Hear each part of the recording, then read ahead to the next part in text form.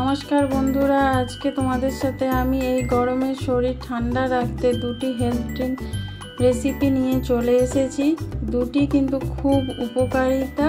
তোমরা দেখে নাও যে কিভাবে বানিয়েছি, কত সহজে, কত ইজি, এত টেস্টি একটা রেসিপি বানানো যায়। তোমরা নিজেরা বাড়িতে বানিয়ে খেতে পারো, কেউ আসলে চট করে বাড়িতে বানিয়ে তাদেরকে সার্ভ করতে পারো। ভিডিওটা প্রথম থেকে লাস্ট পর্যন্ত দেখার অনুরোধ রইল।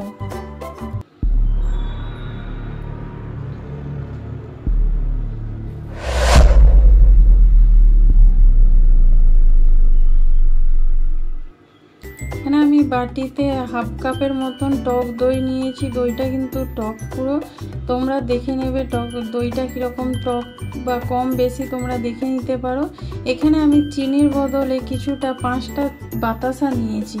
বাতাসাটা দইয়ের সাথে মিশিয়ে আমি কিছুক্ষণ রেখে দেবো। তাতে কী হবে, বাতাসাগুলো ভালোভাবে গলে যাবে। আর এখানে কিন্তু এক্সট্রা জল দেওয়ার কোনো প্রয়োজন নেই, এই জলেতেই কিন্তু বাতাসাগুলো ভালোভাবে ভিজে যাবে। আমি এখানে চিনি ব্যবহার করিনি, তোমরা চাইলে কিন্তু এখানে চিনি দিতে পারো। দেখো বাতাসাগুলো দেখতে পাচ্ছ কতটা গলে গেছে। এবার এইরকমভাবে ফাটাতে ফাটাতে দইটাও খুব সুন্দরভাবে ফাটানো হয়ে যাবে, আর বাতাসাগুলোও কিন্তু একদম গলে যাবে। তোমরা কিন্তু এইভাবে করে নেবে। আমি 1 গ্লাসের মতন বানাচ্ছি, সেজন্য আমি এখানে অল্প করে নিয়েছি। তোমরা যদি বেশি করে বানাও, এখানে পরিমাণটা কিন্তু বেশি নিয়ে নেবে। দেখো এইভাবে কিন্তু ফাটিয়ে নিতে হবে। আর তোমরা যদি বাতাসার বদলে চিনি নিতে চাও, চিনি নিতে পারো। তবে এই গরমে শরীর খুব ঠান্ডা রাখে বাতাসা, সেই জন্য আমি এখানে বাতাসা ব্যবহার করেছি।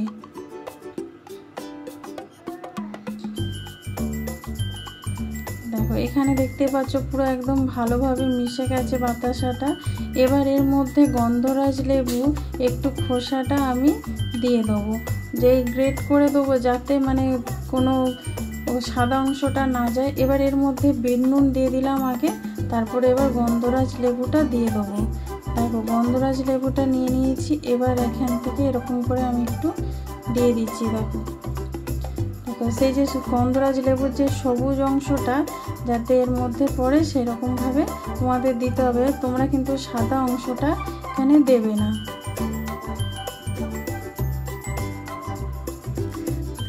দেখতেই পাচ্ছ এখানে কিন্তু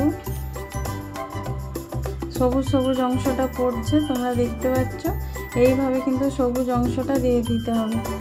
দেখো এইভাবে কিন্তু আমি সবুজ অংশটা দিয়ে দিচ্ছি, একদম সাদা অংশটা তোমরা দেবে না। দেখো এই যে কত সুন্দর গন্ধ উঠছে, তোমাদের কি বলবো, তোমরা যখন বানাবে এটা নিজেরাই ফিল করতে পারবে। দেখো এবার ভালোভাবে আমি মিশিয়ে নিলাম। এবার এর মধ্যে দিয়ে দিচ্ছি গন্ধরাজ লেবুরই হাফ অংশ। এখানে হাফ গন্ধরাজ লেবু দিয়ে দিচ্ছি। তোমরা যদি চাও পাতি লেবু বা কাগজি লেবুও দিতে পারো। ভালোভাবে কিন্তু এটা দিয়ে দিতে হবে রসটা এই দইটার সাথে।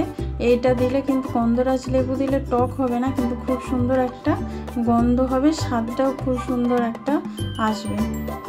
এবার ভালোভাবে মিশিয়ে নেওয়ার পরে এখানে আমি একটু জল দেব। আমি এখানে ঠান্ডা ফ্রিজের জল ব্যবহার করছি।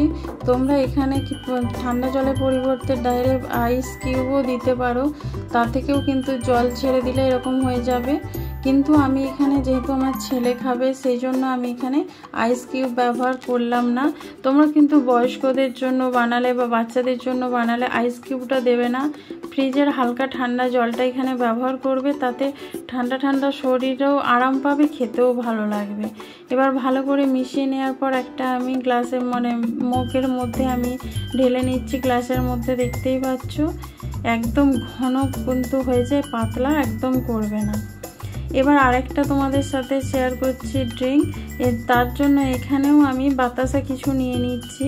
এখানে বাতাসাটা ঠান্ডা জল দিয়েই আমি 5 মিনিটের জন্য ভিজিয়ে রাখবো, তাতে কিন্তু বাতাসাটা পুরো গলে যাবে।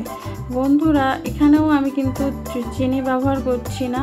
বাতাসাটা কিন্তু শরীর খুব ঠান্ডা রাখে। এখানে আমি কিছু পুদিনা পাতা নিয়েছি, যেটা আমি গ্রাইন্ডারে পেস্ট করে নেব। এবার এখানে একটা গ্লাস নিয়েছি, ছাঁকনি দিয়ে এই পুদিনা পাতাটা যে গ্রাইন্ডারে আমি গ্রেট করে নিয়েছিলাম সেটা ছেঁকে নিচ্ছি। দেখো এর জুসটা আমি এখানে দিয়ে দিচ্ছি। আর যে পাতাগুলো সেগুলো কিন্তু একদম রয়ে গেল। আর এটা কিন্তু মুখে পড়বে না, খেতেও ভালো লাগবে। আর মুখেও কিন্তু এটা পড়বে না। এবার এর মধ্যে দিয়ে দিচ্ছি হাফ, আমি ওই গন্ধরাজ লেবুই দিয়ে দিচ্ছি। দেখো হাফের থেকে একটু বেশি আমি এখানে গন্ধরাজ লেবুটা ব্যবহার করব, কারণ এটা যেহেতু পুদিনা লেবুর শরবত, তাতে লেবুর পরিমাণটা একটু বেশি থাকবে, সেই জন্য আমি এখানে লেবুর পরিমাণটা একটু বেশি দিলাম। টক মিষ্টিটা কিন্তু তোমরা তোমাদের পছন্দ মতো দিয়ে দেবে, বারবার আমি এখানটা বলে দিচ্ছি।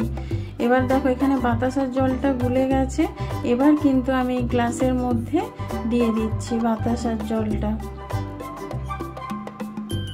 এটা এত শরীর ঠান্ডা রাখে, তোমাদের কি বলবো, এই গরমেতে তোমরা যদি এরকমভাবে বানিয়ে প্রত্যেকদিন নিজেরাও খাও বা বাড়ির সবাইকে খাও, সবার কিন্তু শরীর খুব ভালো থাকবে। এতে আরেকটু আমি মিশিয়ে দিলাম ঠান্ডার জল। এবার অল্প করে বিট নুন দিয়ে আমি এটা ভালো করে মিশিয়ে নিলেই কিন্তু একদম আমার শরবত রেডি। তোমরা কিন্তু যখন ছেলেরা স্কুল থেকে আসে বা স্বামী যখন অফিস থেকে আসে, এরকমভাবে বানিয়ে রেখে দেবে আর ঠান্ডা ঠান্ডা তাদেরকে সার্ভ করবে। এরকমভাবে বানিয়ে তোমরা ফ্রিজেও কিন্তু রেখে দিতে পারো। এই ভিডিওটা ভালো লাগলে লাইক, কমেন্ট, শেয়ার করো। নতুন বন্ধু যারা দেখছো চ্যানেলটা সাবস্ক্রাইব করে বেল আইকনটা ক্লিক করে দিও। পাশে থেকো। Thank you.